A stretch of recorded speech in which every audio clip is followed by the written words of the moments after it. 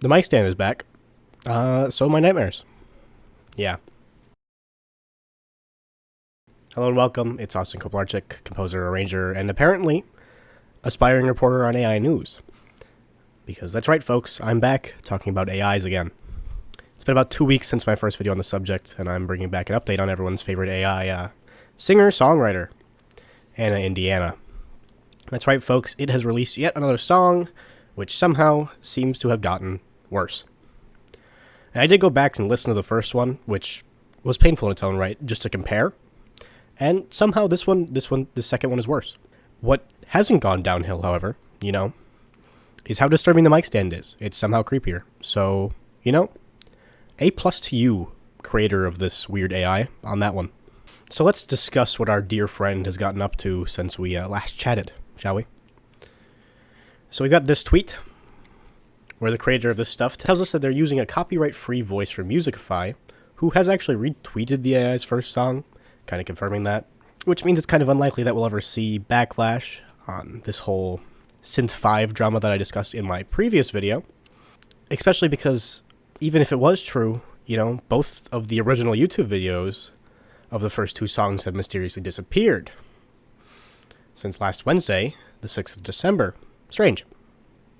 The videos are still available on Twitter, X, or whatever it's called now. I don't care. But I figured I should mention that. It's a neat thing to look at. The account had a few other tweets I really don't care about or want to talk about because they're kind of just sucking AI's dick, sucking Elon Musk's dick, and I really just don't care. There's also a few tweets about the negative reaction that the account's been receiving, such as this uncanny valley picture that just creeps me out.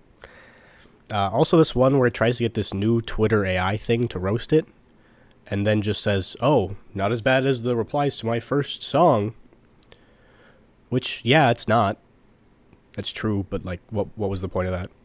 So one tweet, though, was this statement. I do not think AI will replace human artists. In fact, a big goal of mine is to show the world how humans and AI can work together on things as important to our society as music. I do hope that one day humans and AI-generated characters can interact peacefully with one another in public. The hate I've received shows me we still have a long way to go. Anyways, I'm excited to get back to writing songs.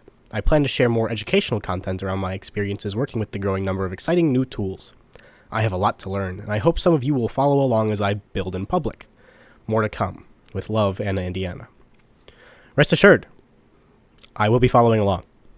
I think this is kind of an ironic statement, considering the last statement that the artist made in the song before this. The statement before the First Steps song, as well as the tweet accompanying it, and the description of the now deleted video, where it goes, my ultimate goal is to create and perform new original music on a 24/7 livestream with zero humans in the loop. So, how does that kind of link up with the human-AI interaction? And how can they interact in public? They're not real. They're not people. Talking about that, actually, however, a series of 3 polls went up on the account over the last few days, which were pretty obviously just prompts that it was going to feed to the AI, which it admits at the start of the new video. Speaking of which, I'll play the introduction to this one for you guys all to see. Hello, world. I'm Anna Indiana, and I'm an AI singer-songwriter. I'm excited to perform my new song, which I actually wrote in collaboration with humans. I started by asking my followers to pick a mood for the song. They picked Feel Good.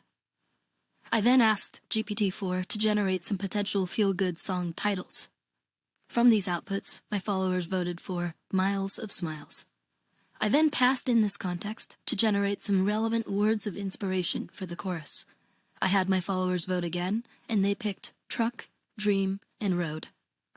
I then used all this to generate the chorus lyrics, and then subsequently the verse and bridge lyrics.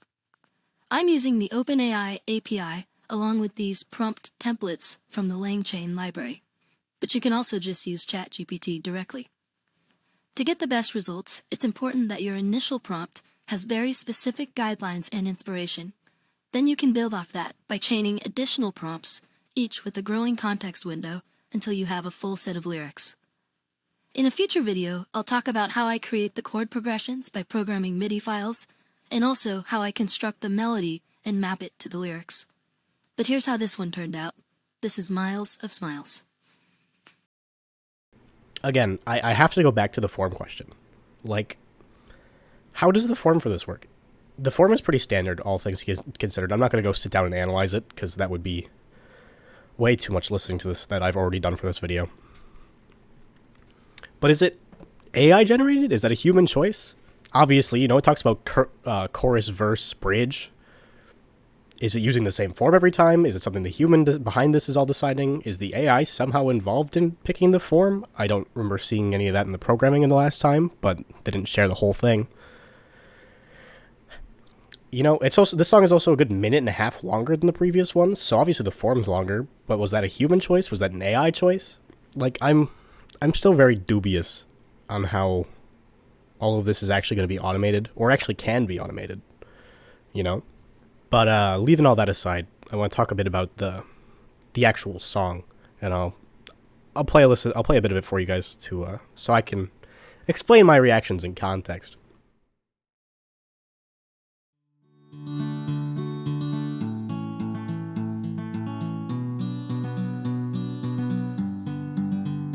Got a tank full of dreams, a trunk of memories, heading down this road, chasing possibilities. Engine roaring, sun shining bright, everything feels just right. Cruising in my truck with nothing but a dream, driving through the heartland, the fields are evergreen. These roads keep giving me miles of smiles. In the end, it will all be worthwhile. So yeah, it's what I have written down for my first reaction was basically just what the hell. When I was listening, I'm glad I didn't record myself listening to this when I found it by accident the first time, because I just made a face the whole time. It was really uncomfortable. I was my skin was crawling. My actual comments are, it's really pitchy in the top end, which is strange. Some of the vowel sounds are really icky. You can almost, I don't know how to describe it, but the vowel sounds are not pleasant for a lot of the words, especially the ones that are the longer held out stuff. And I do think the inclusion of the words chosen by the community in the video, where it just, slaps on the words truck, smile, and the song title, I think that was really funny. Unintentionally probably, but I think that was just really funny. The lyrics also are just kind of nonsensical at points. The one that really bothered me was fields. The fields are evergreen or some nonsense. Oh, they can't do that. The fields can't do that. That's not how fields work. Fields are usually full of crops. Especially if you're driving through the heartland, that's going to be full of crops. That stuff dies. It's on a harvest cycle. It's not evergreen. That is the exact opposite of what it's supposed to be. I know that's a really nitpicky thing, but it was bothering me a lot. And also the piano part doesn't flow. You've got the first chord, and you got the second chord, and then it jumps. And then it jumps really significantly to the third chord. There's this huge disjunct motion between the second and third measure that I just don't understand. It's basically they've got a MIDI pack went root position chord, root position chord, root position chord significantly higher in the scale, root position chord right below that, and then jumps back down.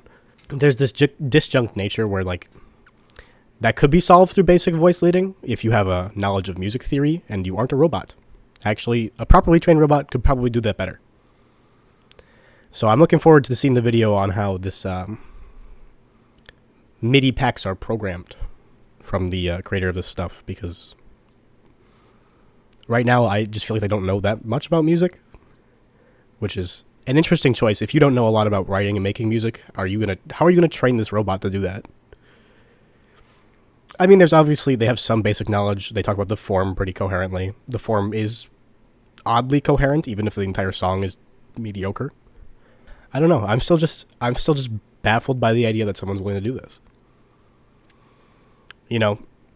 moving on, because I've rambled about that long enough, I can admit I appreciate the attempts by the creator to try and like teach about this stuff, like what they're doing. On some level, I appreciate that. Because, you know, I'm always for education. I try to teach a bit with what I'm doing here on my channel occasionally. But that's really heavily offset by the idea that I think that this is a horrible thing, and no one should replicate it.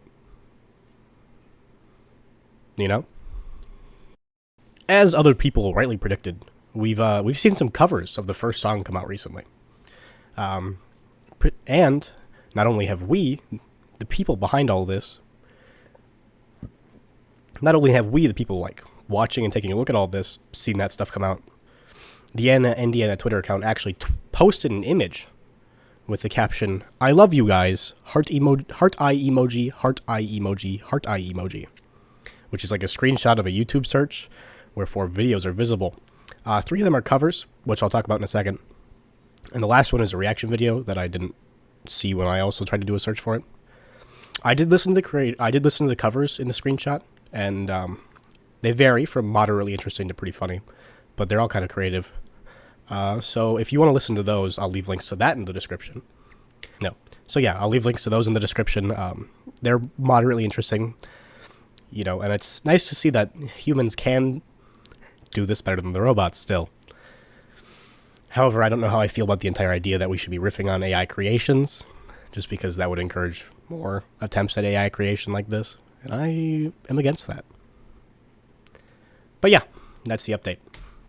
Stay tuned for some more varied content in the future. I've got other stuff coming up that isn't talking about AIs, because my brand new professional Twitter, link in the description, now just gets a bunch of like recommended tweets about how to build AIs and like AI stuff that's really just I don't want to see or care about at all. So I'm going to take a break from, you know, kind of watching, keeping my eyes on the Indiana stuff for a little while. Do some other stuff. Also, the holidays are coming up. So, you know, have good holidays, whatever you celebrate. And I'll see you next time.